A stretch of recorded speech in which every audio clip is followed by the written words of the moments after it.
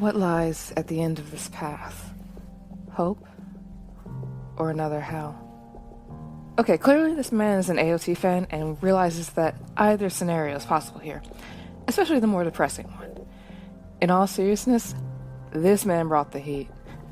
Hello listeners, and welcome to A Dash of Saul with AJ. I'm your host, Ahsoka Jackson, author, podcaster, poet, and proofreader.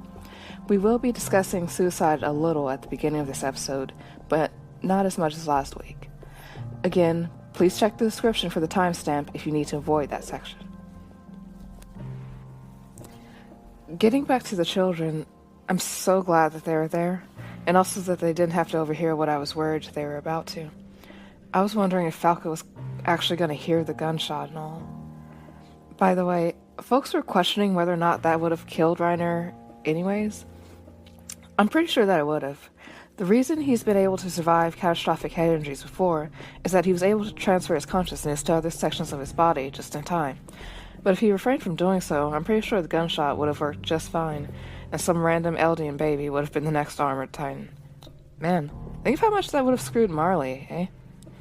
Luckily for them, Falco showed up just in time to remind Reiner what he still had to live for.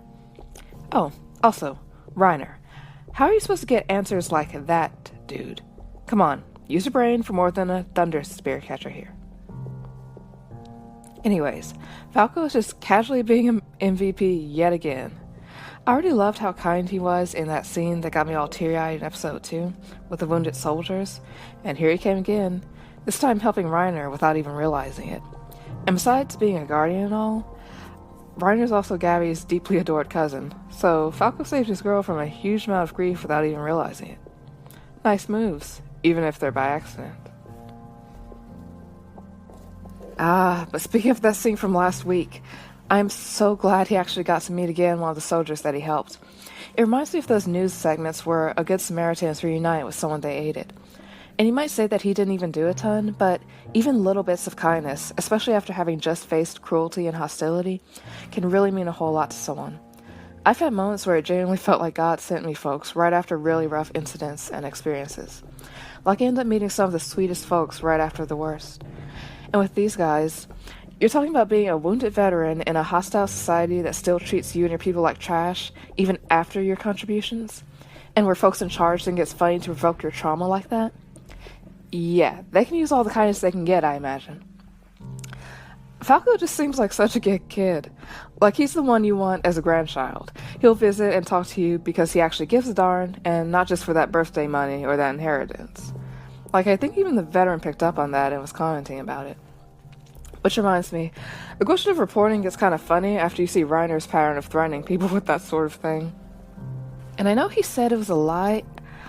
I hope he just meant the memory loss part and wasn't trying to say that the trauma in general was a lie, because that would probably just be denial.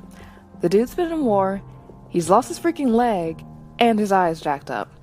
Now, he's not wearing one of those long-term eye patches, so hopefully that means it's not a permanent injury, but then I don't even know how much time has passed between that scene at the docks and now.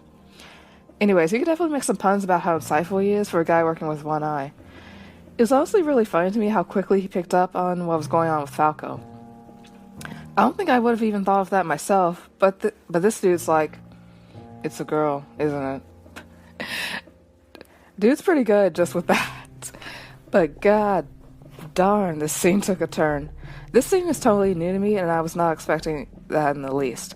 My man came out of nowhere and started spitting absolute freaking fire for what felt like 2 minutes straight.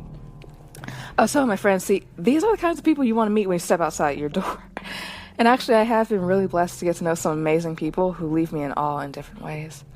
But yeah, I got absolute chills during this scene.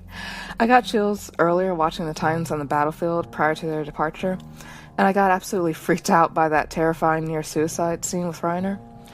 And then I got a second freaking round of chills with our war veteran with the rock and roll hair. Like, can we please freaking make this guy a recurring character? Please. He kind of feels like those itinerant salesman or musician archetypes where a protagonist just randomly runs into them when they're in the middle of despondency and need a pep talk or kind word or whatever else. I guess traveling musician would explain the haircut, right? But seriously, I want more scenes with this guy.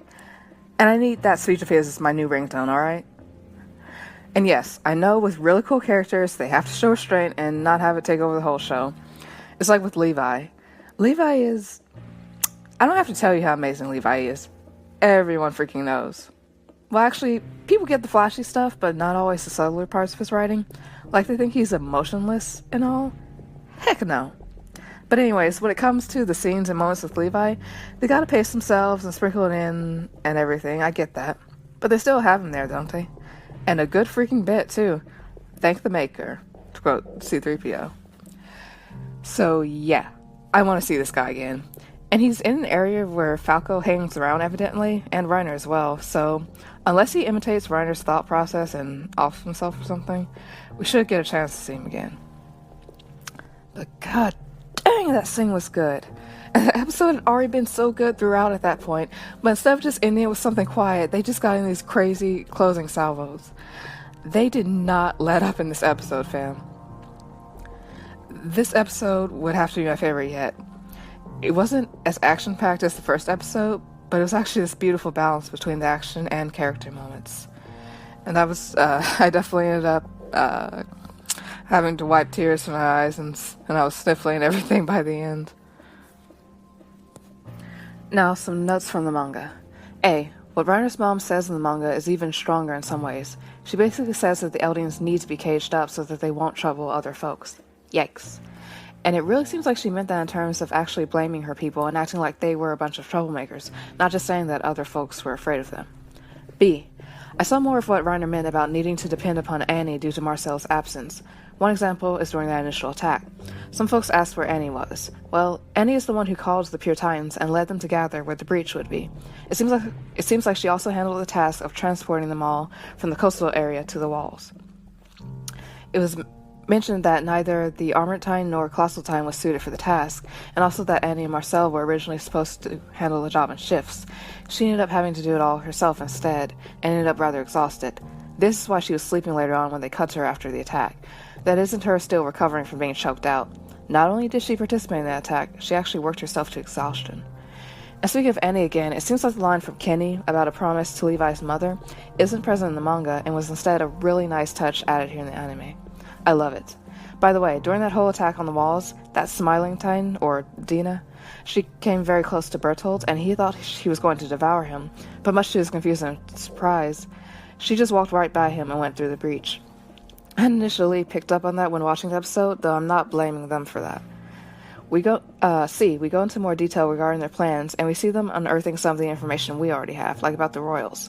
I did find some of it hard to follow, although maybe I just need to refresh myself on Season 3. Oh, and a quick summary of their strengths.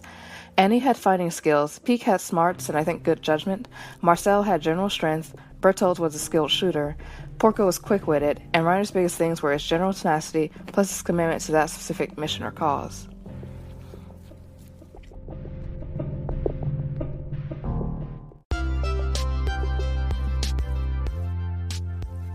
Okay, y'all, next installment, I think I'm gonna have to skip both the intro and outro for the episode in order to fit it all within 10 minutes. Because, Lord help me, I do not want to have to do a 7th episode just to cover a few extra minutes. Now, I love the fact that this episode was so rich and so packed with meaning that's taken this many installments to unpack. And I'm sure there's still stuff I'm leaving out. But I do have episode 4 to think about. It's just around the corner. We're gonna find out about the Tiber family, and some other cool stuff might happen too. So as my outro for this podcast entry and the next, let me say that I hope you've had a great time delving into this episode with me, and I would love to hear your own comments, theories, questions, and observations. And please don't forget to subscribe for updates and leave a like, share, or review on whichever platform you use to listen. Be blessed, stay salty, and keep moving forward.